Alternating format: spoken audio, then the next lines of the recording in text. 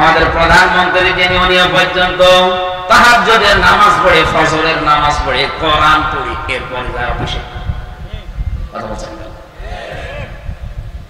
যাই পড়েছে কোরআন, যাই বুঝেছে ওই অনুযায়ী যদি প্র্যাকটিক্যাল লাইফে মিলাতে যেত, এই দেশের কোন টাকা বেগম পাড়ায় পড়ে থাকতো না। যেই হোক ওখান থেকে টাকা নিয়ে আয়, নাই তো তোরে আমি দেশে থাকতে দেব না, এই ঘোষণা যদি দিয়ে দিত যত টাকা বেগম পাড়ায় পড়ে আছে টাকা নিয়ে আসবে, নাই তোরা সহ বেগম পাড়ায় পাঠিয়ে দেবো। টাকাগুলো আসলে এই দেশের হাজার হাজার মানুষের কর্মসংস্থান তৈরি হতো। এটা আমাদের প্র্যাকটিক্যাল লাইফে আর সেট নেই, এই জন্য আমরা হতাশায় আছি। 4 নাম্বারটা একটু ঝামেলা, এই জন্য এটা আমি বাদ দিয়ে দিলাম। বলে ভাই আমি মায়ের খাই না, আমি ওর ভেতরে নেই। 4 নাম্বারটা কঠিন, এই যে হুজুরের কাছে শুনে নেবেন পরে। আপনি আবার 3 বছর পাঠাবেন আমারে, আমি আর এখন যেতে যাচ্ছি না। বা 4 নাম্বারটা আমি বলতে পারবো না, 3 নাম্বার পর্যন্ত বললাম, এই তো ভালো। আপনি এখন থেকে শুদ্ধ করে পড়ার চেষ্টা চালান, বোঝেন, আর নিজে যতটুকু বুঝতেছেন মানেন। 4 নাম্বারটা চোখ বুঝে বলেই ফেলি, যা হয় হোক। আল্লাহর নবী বলেন, আল্লাহকে যদি বন্ধু হিসাবে পেতে চাও, তুমি যতটুকু জানো ওটা যেন অন্য কেউ মানে, এই পরিবেশ তৈরি করে দাও। এটা যে যেখানে আছে তার দায়িত্ব থাকবে ওই রকম। আপনি শুধু নিজে মানবেন হবে না, আপনি যেন মানুষ মানতে পারে সেই পরিবেশ করে দেবেন। বাংলার 18 কোটি মানুষ মানতে পারে এই পরিবেশ একজন তৈরি করে দিতে পারে, তিনি আমাদের। কথা বলেন না কেন? এই জন্য আল্লাহ ওনার নামে একটা আলাদা আয়াত দিয়েছেন। এখন যদি বলেন হাসিনা নামে কোন আয়াত বলেন? আছে কি? আমি কি বানানে বলছি, বানিয়ে বলছি?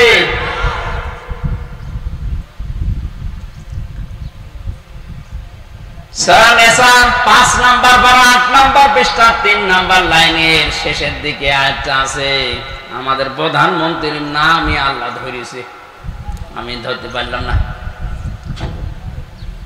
আল্লাহ পাক বলেন, মাইয়ুতিইল্লাহা ওয়ার রাসূলা ফাউলাইকা মা'আল্লাযীনা আন'আমাল্লাহু আলাইহিম মিনান নাবিয়্যিনা ওয়াস-সিদ্দীকিনা ওয়াশ-শুহাদা'i ওয়াস-সালিহিন ওয়া হাসানা উলাইকা রাফীকা। আল্লাহ ওনার নামে একটা আয়াত দিয়েছেন, সূরা হাজর 41 নাম্বার আয়াত। আল্লাযীনা ইম্মাক্কান্নাহুম ফিল আরদি আকামুস সালাতা ওয়া আতাবুজ যাকাত ইলা আখিরি আয়াত। আল্লাহ পাক বলেন, আমি যাকে ক্ষমতার চেয়ারে বসাবো তার 4টা কাজ হবে। ক্ষমতায় যেই প্রথম নাম্বারে সে নামাজের বিল পাস করে দেবে, এই দায়িত্ব আমির হামজার। এক কথা বলুন, এই দায়িত্ব এই সভাপতির। কার?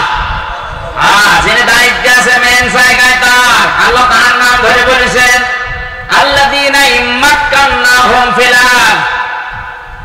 ক্ষমতার চেয়ারে যেই লোকটা বসবে তার প্রথম দায়িত্ব নামাজের বিল আনা।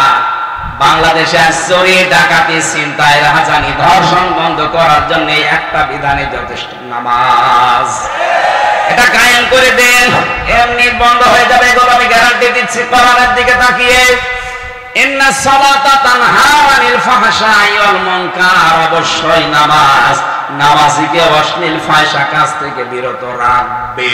শুধু রাখবে বলেননি আল্লাহ, ইন্না দিয়েছেন রাখবে। আল্লাহর গ্যারান্টি মিথ্যা? আমরা তো মিথ্যা বাসছি, কারণ আমরা নামাজ পড়ি না। এই জন্য ছিনতাই বন্ধ হয় না, এই জন্য চুরি ডাকাতি বন্ধ হয় না, ধর্ষণ বন্ধ হয় না। এগুলো বন্ধ করার জন্য নামাজ দরকার আছে না নেই? যতদিন রাষ্ট্রীয়ভাবে নামাজ কায়েম না হয়, মুসলিম হিসাবে আমার নিজের ফরজ দায়িত্ব মনে করে আজরাইল যতদিন না আসে ফরজ নামাজ আমরা ছেড়ে দেব না। এই পারবেন এটা? কিয়ামতে যত প্রশ্ন করা হবে সর্বপ্রথম কিন্তু এই প্রশ্ন আগে, আব্বালু মা ইউহাসাবু বিহিল আবদু ইয়াউমাল কিয়ামাতিস সালাত। কিয়ামতে সর্বপ্রথম প্রশ্ন হবে বান্দা নামাজ পড়তে কিনা পড়। যারা নামাজ পড়েন না কি জবাব দেবেন আপনি?